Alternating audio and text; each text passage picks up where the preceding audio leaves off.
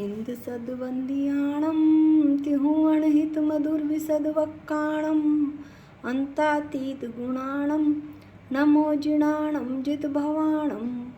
हम सभी पंच अस्तिक्राय संग्रह का अध्ययन कर रहे हैं और इसमें हम प्रथम अधिकार में जीव अस्तिकाय का वर्णन कर रहे थे। जीव अस्तिकाय के 9 विशेषणों में से हम उपयोग विशेषण का अध्ययन कर रहे थे। करते हुए गाथा 41 पर आ गए थे। गाथा 41 का पाठ करते हैं।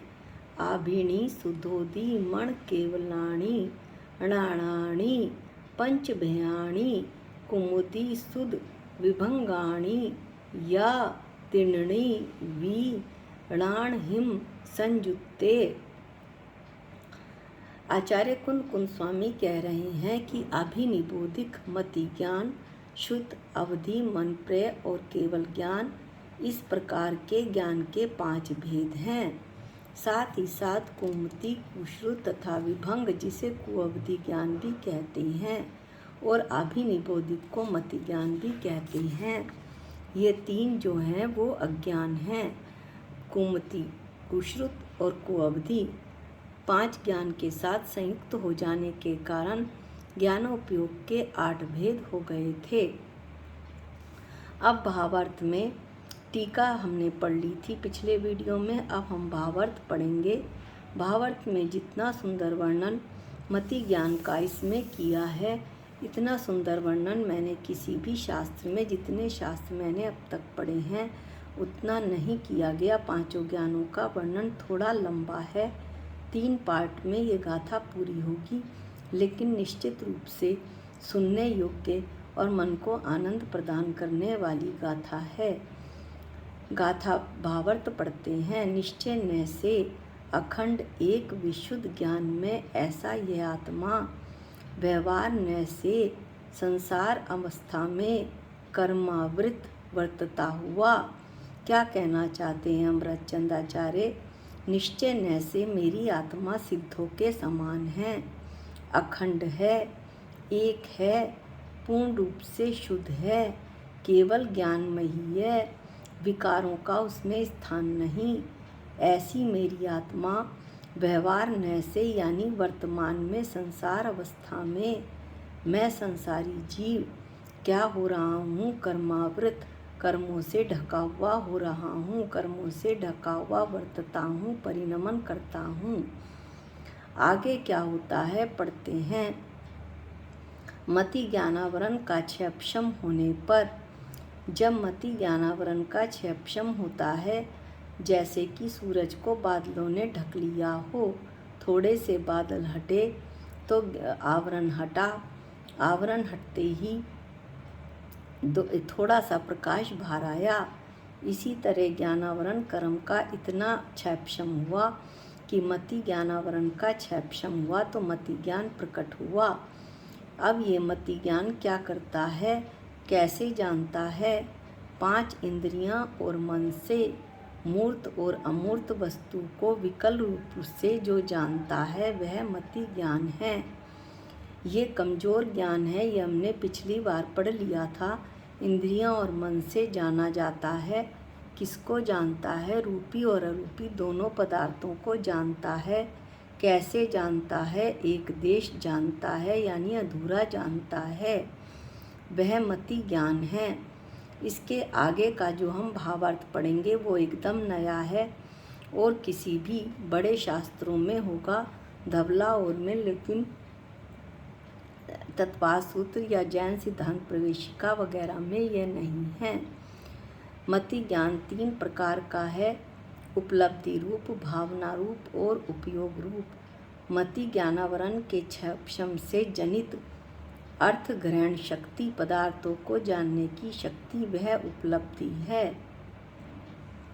क्या कहना चाह रहे हैं आचार्य कि मति ज्ञानावरण का जब क्षयक्षम होता है, यानी ज्ञान का आवरण थोड़ा सा हटता है, तो वो निमित्त बनता है किसका? पदार्थों को जानने की शक्ति आत्मा में आ जाती है, उसे उपलब्धि कहते हैं। और मति ज्ञानावरण के 6 अब आगे पढ़ते हैं। जाने हुए पदार्थ का पुनः पुनः चिंतन सो भावना है।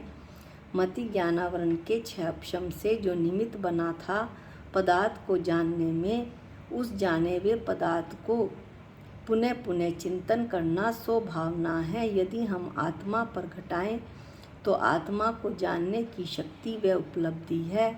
आत्मा का बार बार चिंतन करना वो भावना है। आगे उपयोग रह गया, वो भी पढ़ते हैं। यह क्या काला है, यह पीला है इत्यादि रूप अर्थ ग्रहण व्यापार, पदार्थों को जानने का व्यापार, यह उपयोग है।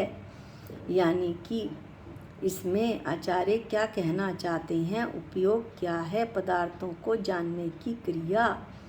जब मैं खाना खा रहा हूँ तो रसना इंद्रिय का उपयोग कर रहा हूँ। जब मैं सुन रहा हूँ तो कर्ण इंद्रिय का उपयोग कर रहा हूँ। आत्मा पर घटाएं तो यह आत्मा है, यह जीव है, मैं चेतन हूँ, मैं ज्ञाता दृष्टा हूँ। ऐसे जो जानने रूप क्रिया है सो उपयोग है।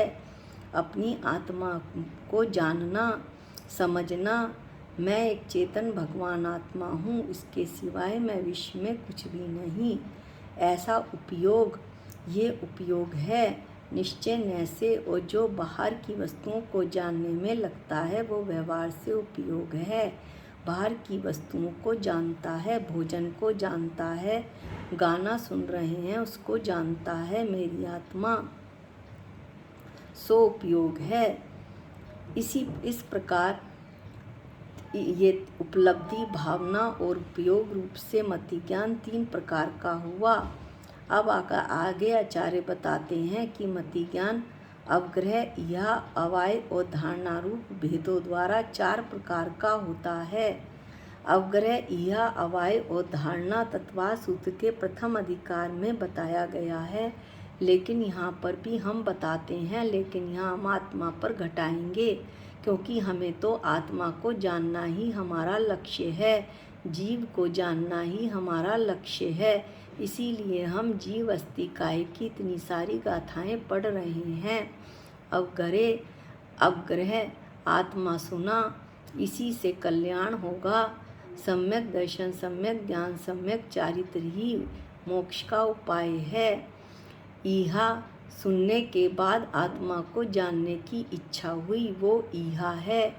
अवाय गुरुओं की संगति से आत्मा के चिन्हों को जाना और निर्णय किया कि यह जो जान रहा वो मेरी आत्मा है।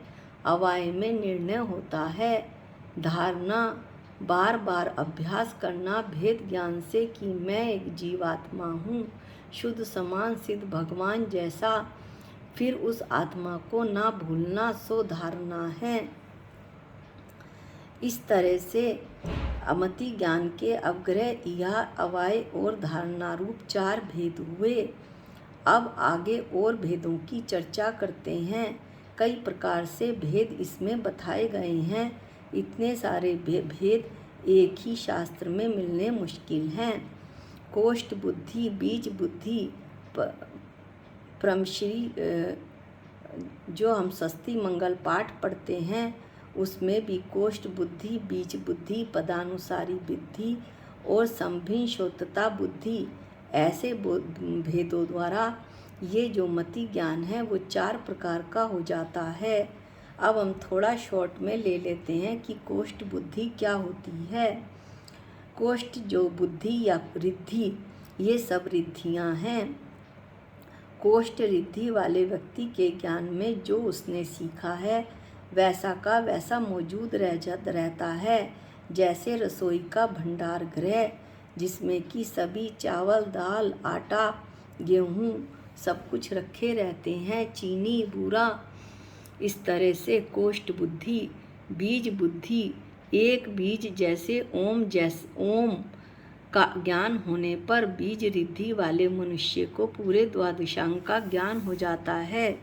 पदानुसारी बुद्धि, इस रिद्धि वाले मनुष्य को एक पद से पूरे द्वादशांग का ज्ञान हो जाता है। जैसे जीव भगवान आत्मा है, इस पद से उस मनुष्य को पूरे द्वादशांग का ज्ञान हो जाएगा। ये रिद्धि है। ये सारी रिद्धियाँ हैं। संभिन्न शतोत्ता बुद्धि, जैसे चक्रवर्ती की सेना है, उसमें हजारों सैनिक हैं, हजारों क्या लाखों सैनिक हैं, हाथी हैं, घोड़े हैं, 25,000 मुकुटबद्ध राजा हैं। जिस जीव को ऐसी रिद्धि हो जाती है, यदि ये सब जो ऊपर बताए हाथी, घोड़े, राजा ये सब एक साथ बोलें, तो उस जीव में इन सबको सुनने की ताकत आ जाती है। सबका अर्थ अलग अलग एक ही समय में बताने की ताकत उसमें आ जाती है। ऐसी सभिन्न श्रोतता बुद्धि होती है। अब यहाँ पर आचार्य एक बहुत सुंदर बात का खुलासा कर रहे हैं कि ये जो मति ज्ञान है, ये व्यवहार न में तो जो उपादेय है, इंद्रियों और मन के अवलंबन से वस्तुओं को जानता है, लेकिन यह कुछ और भी जानता है। इसलिए मति ज्ञान की बड़ी महत्ता है। अपनी आत्मा को जानने में क्या कहते हैं आचार्य कि यहाँ ऐसा तात्पर्य ग्रहण करना चाहिए कि निर्विकार शुद्ध अनुभूति के प्रति अभिमुख जो मति ज्ञान है, वही उपादेय भूत है, वही अनंत सुख का साधक होने से निश्चय से उपादेय है। क्या हुआ तात्पर्य आचार्य का?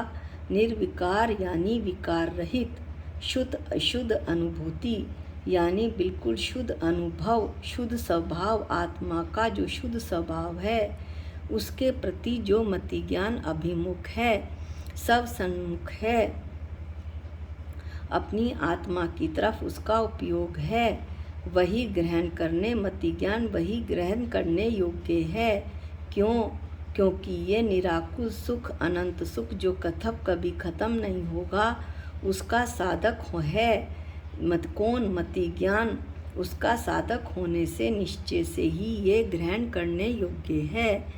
ऐसा जैन सिद्धांत प्रवेशिका में बताया था कि पराश्रय की बुद्धि को छोड़कर पराश्रय यानी पर का आश्रय, घर मेरा, मकान मेरा, दुकान मेरी, पुत्र मेरा, स्त्री मेरी, ऐसी बुद्धि छोड़कर किस उपयोग पूर्वक, दर्शनोपयोग पूर्वक सब सन्मुखता यानी अपनी आत्मा के सम्मुख अपने को, जो अपना उपयोग अपनी आत्मा के सम्मुख हो जाए, उससे प्रकट होने वाले निज आत्मा के ज्ञान को मति ज्ञान कहते हैं। इस तरह से आत्मा को जानने में भी मति ज्ञान बहुत इम्पॉर्टेंट है। अवधि और मन प्रय तो केवल रिद्धिदारी मुनि महाराजों को होते हैं, और वो मोक्ष को साधने में या कल्याण के मार्ग के लिए उतने आवश्यक नहीं जितना मति और श्रुत है, क्योंकि शुद्ध ज्ञान भी मति ज्ञान से ही जाना जाता है। इस तरह से कहते हैं कि जो उपादेय भूत है वो है मति ज्ञान, जो कि अपने आत्मा के सब सन्मुख हो गया, अपनी आत्मा के स्वभाव के प्रति अभिमुख हो गया, अपनी आत्मा में लग गया, अपने उपयोग में शुद्ध स्वभाव में लग गया, पराश्रय की बुद्धि छोड़ दी उसने। ऐसा मति ज्ञान जिसका हो वो निश्चय से ग्रहण करने योग्य है, बल्कि हर एक जीव को ऐसा मति ज्ञान ही ग्रहण करने योग्य है। और इसके साधनभूत बहिरंग मति ज्ञान, इसके साधनभूत कौन होगा?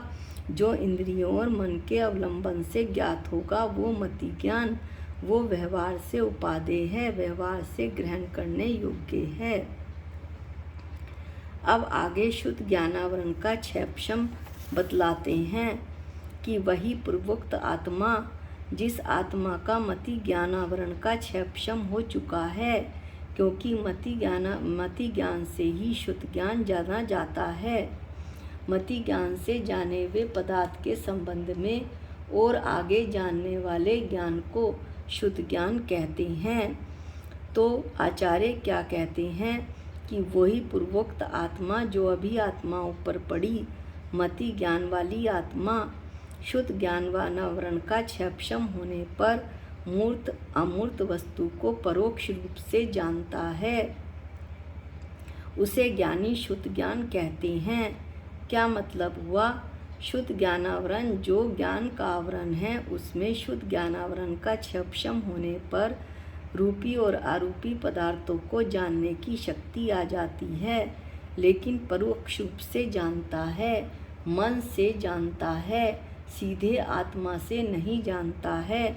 इसलिए आचार्य ने परोक्ष रूप से कहा, उसे ज्ञानी शुद्ध ज्ञान कहते हैं। और मति ज्ञान से जाने हुए पदार्थ को मति ज्ञान से जाने हुए पदार्थ को ही आगे शुद्ध ज्ञान जानता है। जैसे हवा ठंडी है, ये मति ज्ञान से जाना, लेकिन ये ठंडी हवा बुखार कर देगी, निमोनिया हो जाएगा, इसे शुद्ध ज्ञान ने जाना। बच्चे को जल्दी से अंदर ले चलो, उसे बुखार हो जाएगा, ठंडी हवा चल रही है, ऐसा शुद्ध ज्ञान ने जाना। तो इस तरह से जो परोक्ष रूप से जानता है, उसे ज्ञानी शुद्ध ज्ञान कहते हैं। आगे आचार्य कहते हैं कि यह लब्धि रूप और भावना रूप, उपयोग रूप और नय रूप होता है। लब्धि रूप क्या? लब्धि रूप तो अभी हमने पढ़ा कि लब्धि या उपलब्धि रूप क्या हुआ कि मति ज्ञान, वो शुद्ध ज्ञानावरण के क्षम से पदार्थ को जानने की शक्ति वह उपलब्धि है। और भावना क्या हुई? जाने हुए पदार्थ का पुनः पुनः चिंतन करना सो भावना है। आगे दो नए शब्द आएंगे, उपयोग रूप और नय रूप। उपयोग शब्द से यहाँ वस्तु को ग्रहण करने वाला प्रमाण समझना चाहिए, अर्थात संपूर्ण वस्तु को जानने वाला ज्ञान समझना चाहिए। और नय शब्द से वस्तु के गुण पर्याय रूप एक देश को ग्रहण करने वाला ऐसा ज्ञाता का अभिप्राय समझना चाहिए। क्या कहना चाहते हैं आचार्य कि उपयोग शब्द से और नय शब्द से क्या क्या होता है? उपयोग शब्द से वो कहते हैं कि प्रमाण समझना चाहिए, यानी पूरी वस्तु को ग्रहण करना, संपूर्ण वस्तु को। मेरी आत्मा में अनंत गुण हैं, ये अखंड रूप है, एक है, ऐसा ये प्रमाण है। और एक एक करके जानना, इसमें ज्ञान है, इसमें दर्शन है, इसमें शक्ति है और इसमें सुख है, ऐसा एक एक करके जानना वो नय है। आगे और भी घटाते हैं, तो इस तरह संपूर्ण रूप से वस्तु को ग्रहण करना सो उपयोग यानी प्रमाण है। और संपूर्ण वस्तु को जानने वाला ज्ञान समझना चाहिए, किसे? उपयोग को, जिसे प्रमाण भी कहते हैं। जैसे पूरे मेले का ज्ञान होना, हम मेले में गए, पूरे मेले का एक साथ ज्ञान होना। हम मॉल में गए, वहाँ पर एक चार्ट लगा रहता है, उसमें सारा कुछ पता चल जाता है, कौन सी दुकान कहाँ पे है, कौन सी शॉप कहाँ से है। एक ही निगाह में पूरा का पूरा मॉल हमारी ज्ञान में आ गया, ये प्रमाण ज्ञान है। और नय शब्द से वस्तु के गुण पर्याय रूप एक द्वेष को ग्रहण करने वाला ऐसा ज्ञाता का अभिप्राय समझना चाहिए।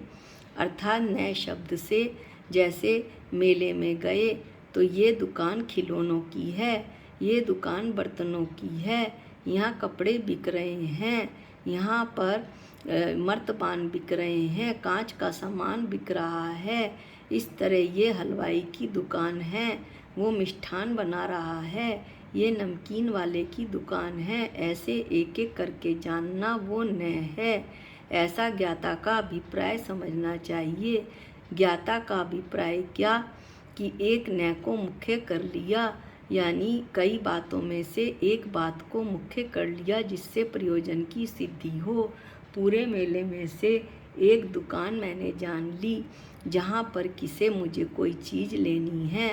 मान लीजिए कि मुझे कोई बर्तन लेना है, चिमटा लेना है या तवा लेना है, तो उस तवे वाली दुकान को मुख्य कर दिया, ये ज्ञाता का अभिप्राय है। आगे और भी बताते हैं, यहाँ ऐसे या हम मॉल में गए तो केवल हमें जो है वो कपड़ों की दुकान पर, जो शॉप पर जाना है, तो हमने देख लिया वो कौन से फ्लोर पे है, ये न है जो एक एक करके वस्तु को बताए।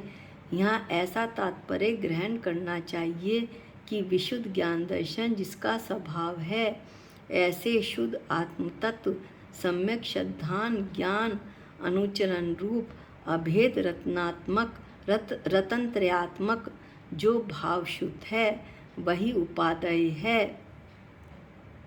परम तत्व का साधक होने से यह निश्चय से उपादेय है। क्या कहना चाहते हैं आचार्य? जैसे मति ज्ञान को बतलाया था कि जो विशुद्ध ज्ञान दर्शन जिसका स्वभाव है, किसका स्वभाव है विशुद्ध ज्ञान दर्शन? मेरे शुद्ध आत्मा का, जो सिद्धों के समान है, जो किस रूप में है?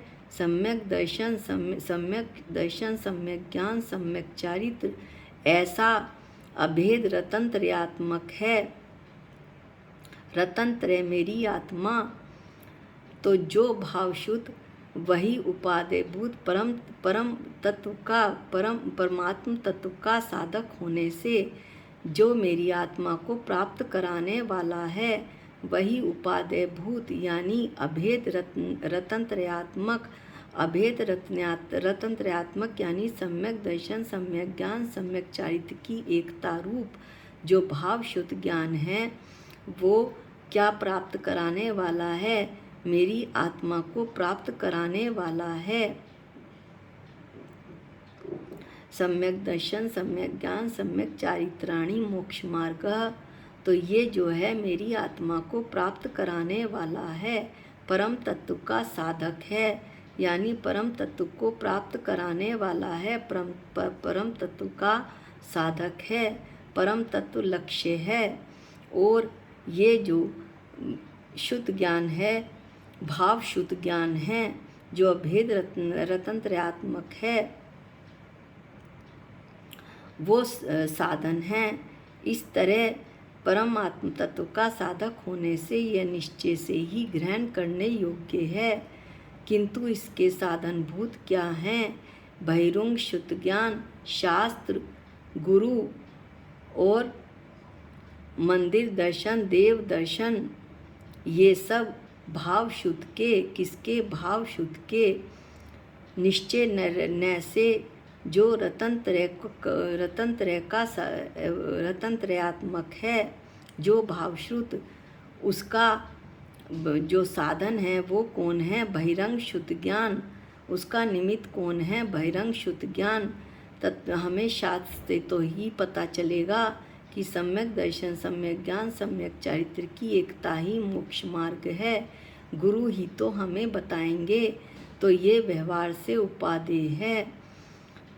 और जो परम आत्म तत्व का साधक है, मेरी परम आत्मा को बताने वाला है, ऐसा अभेद रतनत्रयात्मक भावशुद्ध वो निश्चय से उपादेय है। इस तरह से हमने शुद्ध ज्ञान की चर्चा करी।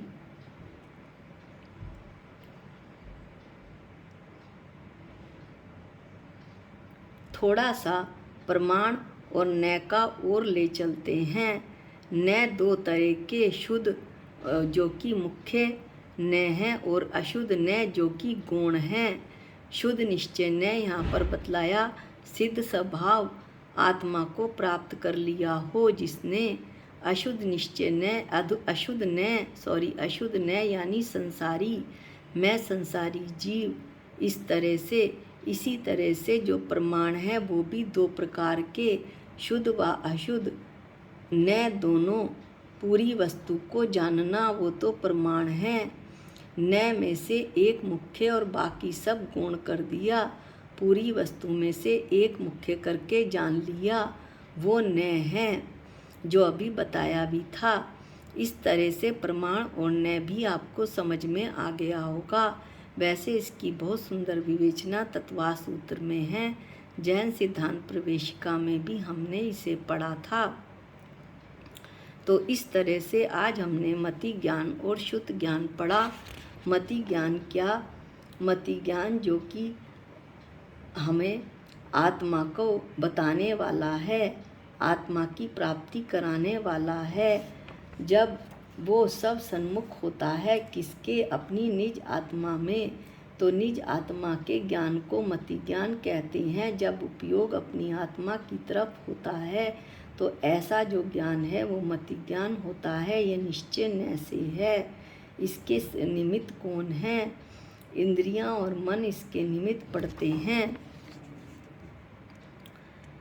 अब जो है यहाँ पर जो शुद्ध ज्ञान है उसमें भाव शुद्ध ज्ञान दिया है। भाव शुद्ध ज्ञान क्या है? जो शुद्ध आत्म तत्व है उसका जो शुद्ध आत्म तत्व की प्राप्ति कराए वो ग्रहण करने योग्य है। शुद्ध आत्म तत्व की जो प्राप्ति कराए वो निश्चय से उपादेय है, ग्रहण करने योग्य है। मन की सहायता से और मति ज्ञान की सहायता से ही शुद्ध ज्ञान जाना जाता है। तो शुद्ध ज्ञान में जो शास्त्र, गुरु का उपदेश आदि हैं, ऐसे साधनभूत जो हैं वो व्यवहार से ग्रहण करने योग्य हैं।